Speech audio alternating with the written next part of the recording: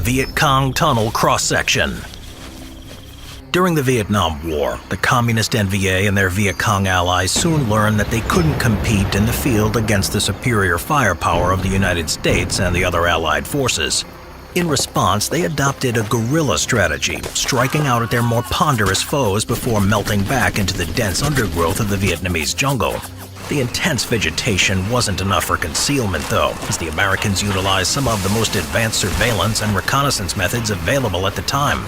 In order to avoid detection, the VC and NVA constructed an elaborate network of underground tunnels, giving them a refuge from the overwhelming might of their enemies.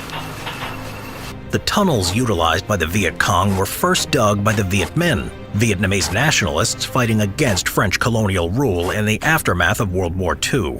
A decade later, during the American involvement, the tunnel network expanded, covering hundreds of miles and multiple districts, some even stretched into neighboring Cambodia.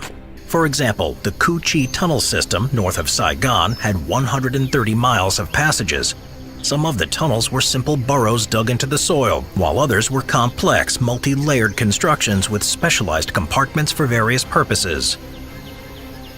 As the main purpose of the tunnels was concealment, emphasis was placed on hiding the tunnel entrances. These access points could be located at seemingly random locations in the jungle, but were often located in villages, placed under cooking pots in homes, buried under sacks of rice or other out-of-the-way locations. When the Americans started using dogs to sniff out the entrances, the openings would be placed in pig corrals and covered in manure, the scent throwing off the search. These entrances were tiny, further limiting access, sometimes being less than 2 feet in diameter. Entry points could also be located underwater, requiring a swim to access, something heavily laden Americans venturing out at night for military operations, intelligence gathering, or to gather crops or supplies. While underground, they made use of the many subterranean facilities that were carved into the soil. Though often used to move troops without detection, there were many facilities for long-term stays underground. There were sleeping quarters, often consisting of multi-layered hammocks to save space. There were also medical facilities for patching up wounded soldiers. These would be lined with salvaged American parachutes in an attempt to keep out bacteria that was ever present in the damp soil. Small-scale weapon production facilities would manufacture everything from improvised landmines to punji stakes. Other areas served as armories for weapons, supply caches, kitchens, and other storage and living areas. In the more established tunnels, there were also dedicated cinemas, where propaganda films and theatrical performances would be shown to bolster morale and reinforce the message of the Vietnamese cause. An entire culture developed underground, which included weddings, births, and other aspects of day-to-day life. Lighting in the tunnels was limited, and any illumination was provided by candles or flashlights carried by individuals. Occasionally, bicycle-powered generators could be utilized to provide electricity. These would be in specialist locations, such as the weapons manufacturing sections or medical wards. Wells would also be dug to underground aquifers, since water supplies could be contaminated by chemicals such as Agent Orange, adding a degree of self-sufficiency to the complexes and allowing the denizens to remain underground, avoiding detection from their enemies. In spite of the attempts to make life in the network livable, conditions were still miserable. As lighting was scarce, the ambience was always dim and depressing. The air was foul in spite of the ventilation shafts, and organic matter such as food or clothing would rot quickly in the damp air.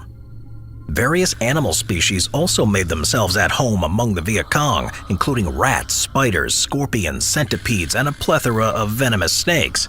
Among the most insidious was a small parasite called a chigger, a species of mite that burrows into the skin, causing itching red welts to appear. To make matters worse, the tunnels would be used as makeshift cemeteries. As the Vietnam War was not about seizing territory, American planners relied on a body count of enemy combatants to determine the effectiveness of their campaigns. To frustrate their enemy, the Viet Cong would drag their deceased into the tunnels. There, the bodies would rot quickly in the damp soil, the rancid smell permeating the surrounding area. In spite of all their efforts, tunnel entrances were often discovered. The tunnel network had a series of defenses to defeat any enemy infiltration. The tunnels would not be in a straight path, but make random and often sharp turns, perfect spots for an ambush. The elevation could also change rapidly, making navigation difficult under the best of circumstances. Those unfamiliar with the layout could easily become lost in the underground labyrinth. Punji pits were among the most common traps, false floors that would give way, dropping the victim on a series of sharpened bamboo stakes. Tripwires were also used, which would be attached to a grenade or other explosive device.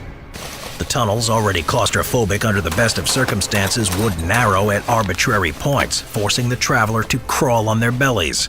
Viet Cong would wait at these checkpoints, shooting or stabbing hapless enemy tunnel rats as they crawled through the tiny opening.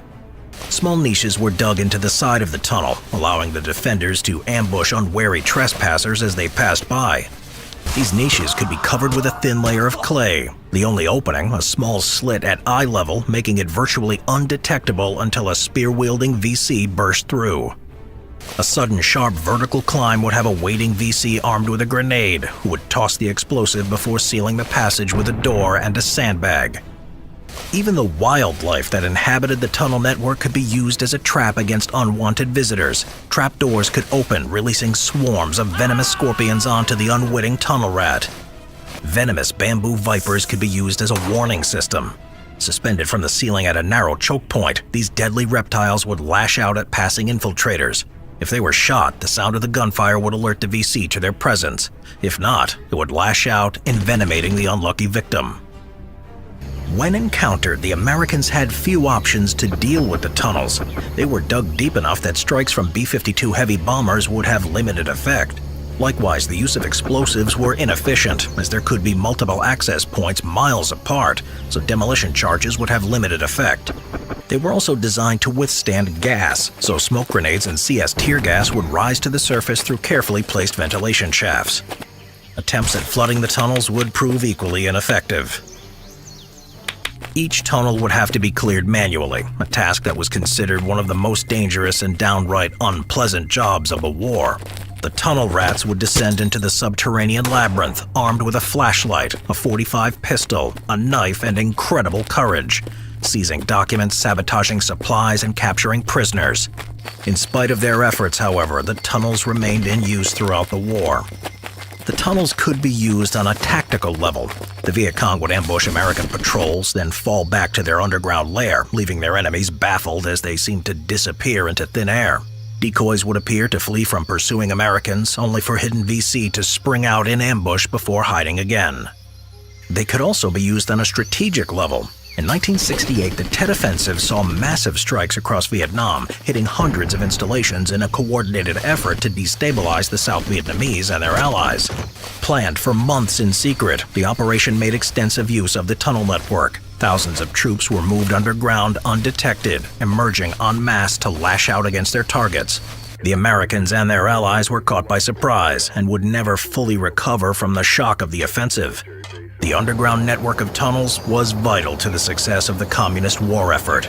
They allowed the lightly armed and equipped Viet Cong and NVA to stand up against one of the most powerful militaries in the world and prevail, in spite of the odds stacked against them.